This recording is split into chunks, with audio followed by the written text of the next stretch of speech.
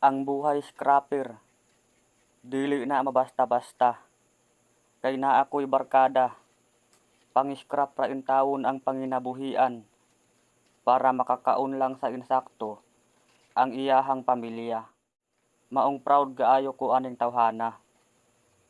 Kay ulan init ug kakapoy sa lawas, iyaha ra in tawong giagwanta.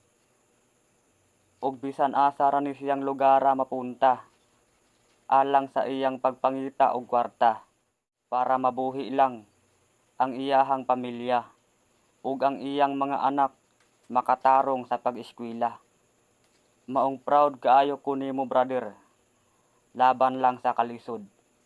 Bahalag unsay masaway sa ubang tawo diha sa kahimtang nimo.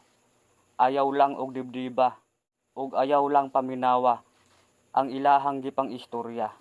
At least nakita nila mismo nga gibuhi nimo sa tinarong nga trabaho ang imuhang pamilya. Shout out ra ko nimo brother, Robert Bayer Kasipong. Humanag yun in taon imong gi-request ganiha. Salamat sa imong pagsuporta.